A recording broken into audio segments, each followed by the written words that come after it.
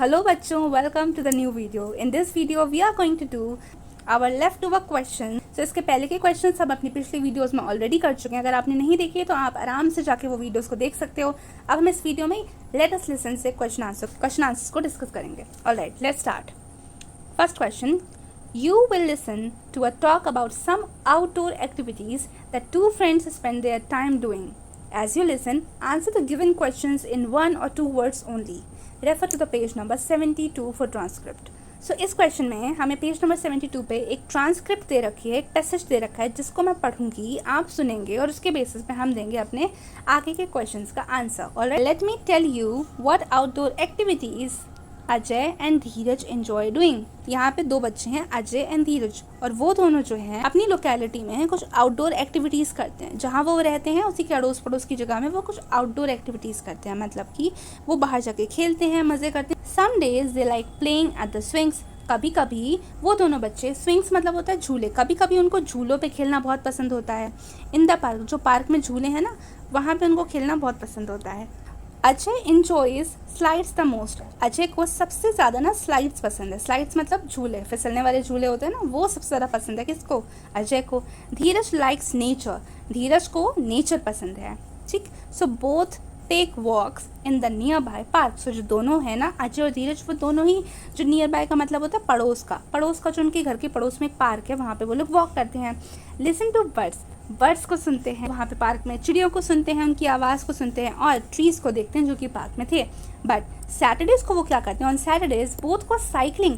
Saturday को वो दोनों साइकिलिंग करने चाहते हैं, साइकिल चलाने चाहते हैं. कहाँ पे? Around the neighbourhood. अपने ही घर के अड़ोस पड़ोस की जगह में वो चलाते हैं दोनों के दोनों क्या? साइकिल. तो both truly enjoy is eating ice cream. वो दोनों साथ में मिलके, उनको सबसे ज़्यादा जो काम पसंद था करना वो था आइसक्रीम खाना. साथ में आइसक्रीम खरीद के खाना, वो उनका फेवरेट काम था. They also purchase a comic book. Sometimes का मतलब होता है कभी कभार वो लोग क्या करते थे, कोई परचेज मतलब खरीदते थे. क्या? एक कॉमिक बुक. कभी कभी वो कोई कॉमिक बुक खरीदते थे. और sit on a park bench and read together. और वो बैठते थे. सिट मतलब बैठते थे. कहाँ पे? एक पार्क की बेंच पे, पार्क की सीट पे बैठते थे और क्या करते थे? Read together. और साथ में उस कॉमिक बुक को रीड करते थे. They are truly best friends. वो एक सच्चे बेस्ट फ्रेंड थे. वो दोनों सच में आपस में बहुत ही ज़्यादा अच्छे फ्रेंड्स थे. अब हम अपने ट्रांसक्रिप्ट को पूरी अच्छी तरह से सुन भी चुके हैं और उसे समझ भी चुके हैं. तो अब हम करेंगे अपना क्वेश्चन नंबर 1. क्या लिखा है क्वेश्चन नंबर 1 में? What do the two friends purchase and use the park bench. तो जो दोनों फ्रेंड थे, कौन कौन थे?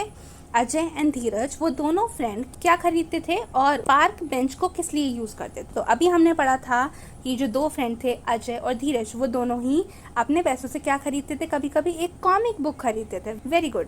क्या खरीदते थे? एक कॉमिक बुक खरीदते थे और उसको पढ़ते थे पार्क की बेंच पे बैठ के. जैसे आप यहाँ इस पिक्चर में देख सकते हो, ऐसे मान लो ये है धीरज और ये है अजय, और धीरज पार्क की बेंच पे बैठ के अपनी कॉमिक बुक को साथ में पढ़ते थे.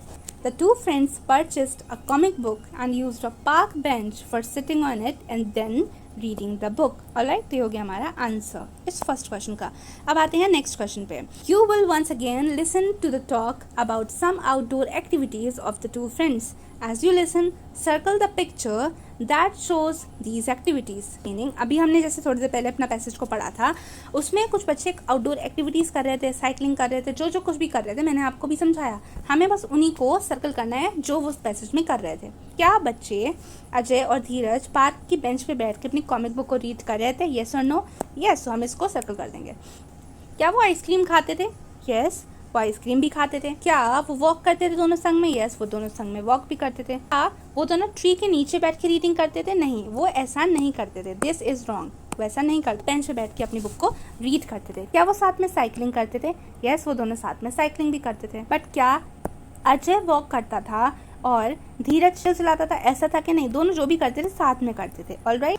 इन pairs act the role of friends speaking to each other.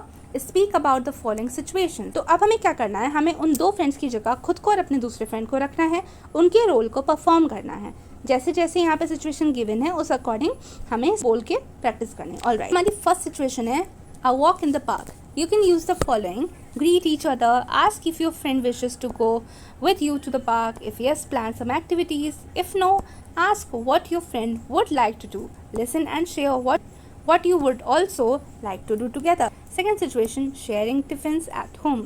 You can use the following: greet each other, tell your friend what food items you have brought in your tiffin, ask them what they have bought, tell them wish to share tiffin. Next, share with your friends how it makes you feel. और अब आपको ये assume करना है कि आप और आपका फ्रेंड कहाँ है, एक पार्क में है और वहाँ पे आप लोग गए हो वॉक करने के लिए। तो पहले आपका फ्रेंड आपको मिला, आपने उससे पूछा कि क्या भाई चलोगे वॉक पे।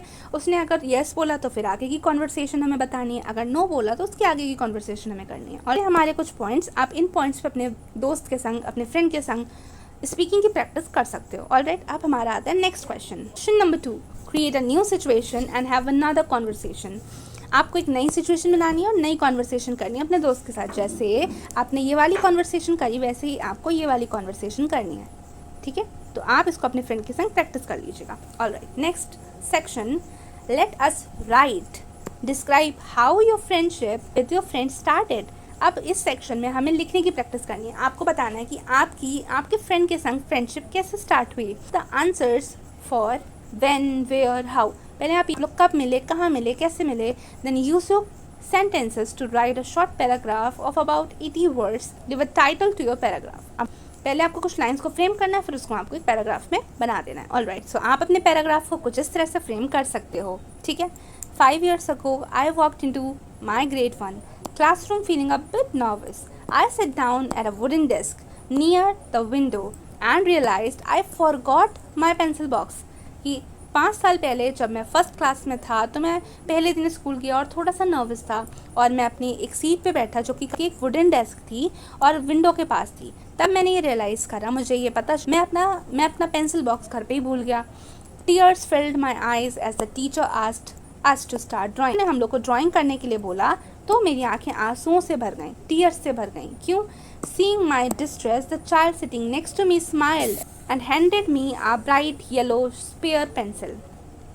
तो मेरे संग जो बच्चा बैठा हुआ था मुझे परेशान देख के उसने मुझे एक स्माइल करते हुए एक ब्राइट येलो कलर की एक पेंसिल मुझे दे दी। We started talking during recess, shared our lunch boxes and became inseparable. इसमें लंच में साथ में बैठे, साथ में लंच करा और हम फिर एक साथ रहने लगे, हम इनसेपरेबल हो गए, मतलब मैं और मेरा दोस्त, है ना। That simple act of kindness started a wonderful friendship that still grows stronger every single day. तो वो एक छोटी सी हेल्प ने हमारे बीच में इतनी पक्की दोस्ती कर दी कि आज तक हम लोग हमेशा साथ साथ अच्छे दोस्त हैं, मैं और मेरा फ्रेंड। इस तरह से आपके संग कोई इंसिडेंट हुआ हो तो आप उस इंसिडेंट पे ऐसे लाइन्स बना सकते हो, ऐसा अपना पैराग्राफ फ्रेम कर सकते हो। It's just for your help, not for completely copying it. Okay, so next section, let us explore. There are many quotations about friendship. Read the ones given below. आपने बहुत सारी quotations को, बहुत सारे sentences को पढ़ा होगा जो कि किसके बारे में होती है, friendship के बारे में। A friend in need is a friend indeed. My best friend is the one who brings out the best in me. Okay, जैसे आपने यहाँ पे 2 एक quotation पढ़ी, ऐसे ही इसके बेस पे नेक्स्ट क्वेश्चन है, What do you think is the meaning of these quotations? आपको क्या लगता है इन दोनों कोटेशंस का मीनिंग क्या है? Share it with your teacher, आपको उसको अपनी टीचर के संग शेयर करना है। जैसे a friend in need is a friend in deed, इस कोटेशन का मीनिंग होता है वो फ्रेंड जो आपकी मुसीबत में काम आए वही आपका क्या होता है, सच्चा दोस्त होता है, ट्रू फ्रेंड होता है। Alright, next quotation is my best friend is the one who brings out the best in me. मेरा बेस्ट फ्रेंड वो है जो मेरे अंदर से सबसे बेस्ट को बाहर निकाले, मीनिंग मेरे सबसे बेस्ट वर्जन को, मतलब मेरे अंदर जो खूबियाँ हैं उनको सामने लाए, मेरी स्ट्रेंथ्स को सामने लाए, मुझे बेटर बनाए, वो है मेरा best friend. Alright, it's a friend Indeed meaning a true friend is someone who supports and helps you during your most difficult times. किसी इंसान के, किसी दोस्त के मोस्ट डिफ़िकल्ट टाइम में उसको हेल्प करने वाला जो दोस्त होता है वही होता है सच्चा friend. Alright, next quotation, my best friend is the one who brings out the best in me. मेरा सच्चा पक्का दोस्त वो है जो मेरे अंदर से मेरे बेस्ट वर्जन को बाहर निकालता है। A real best friend inspires you to grow and reveals your finest qualities. आपके सामने आपकी खूबियों को लाए, आपको एक बेटर इंसान बनाए, वो होता है आपका सच्चा friend. Okay, so next question, for some famous quotations on friendship, these can be in your own language too, Read and share them with your teacher and classmates. Write one quotation on paper, color and decorate it, put it on the class board. Meaning, अब आपको क्या करना है, जैसे आपने ये दो ऊपर के दो कोटेशन पढ़े ना, जैसे quotation number 1 and quotation number 2, ऐसे ही आपको कुछ और कोटेशंस को ढूंढना है, सर्च करना है, समझना है, पढ़ना है। वो आपकी खुद की लैंग्वेज में हो सकते हैं, हिंदी, इंग्लिश, बंगाली, मराठी, किसी भी लैंग्वेज में हो सकते हैं। आपको उनको पढ़ना है, समझना है और अपने फ्रेंड्स के संग, टीचर्स के संग, क्लासमेट्स के संग उसको शेयर करना है।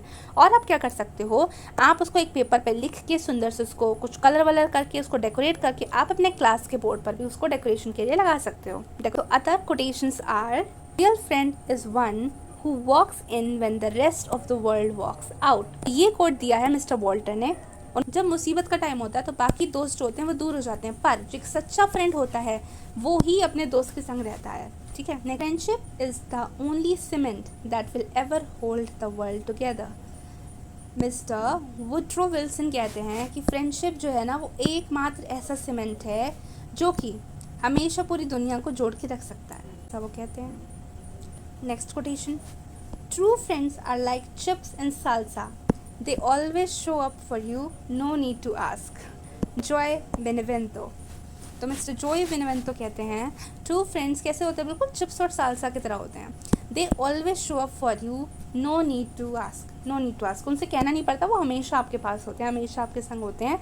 Just like chips and salsa, जैसे चिप्स और सालसा हमेशा साथ साथ रहते हैं, वैसे ही विश्वास पात्र मित्र जीवन की एक औषधि है। मतलब एक ऐसा दोस्त जिसमें आप बिल्कुल अच्छे से विश्वास कर सकते हो, जो आपका सच्चा दोस्त हो, वो एक दवाई, एक औषधि, एक मेडिसिन से कम नहीं। ऑलराइट, सो इसी के साथ ही हमारा चैप्टर होता है ख़त्म। अब हम मिलेंगे अपने नेक्स्ट चैप्टर में। Till then write all this question and answers in your notebook, revise them regularly and I will see you in my next video. आपको वीडियो अच्छी लगी है, कुछ भी आपको हेल्पफुल इसमें से मिला है तो प्लीज़ इस वीडियो को लाइक, इस चैनल को सब्सक्राइब ज़रूर से कर लीजिएगा। Thanks for watching.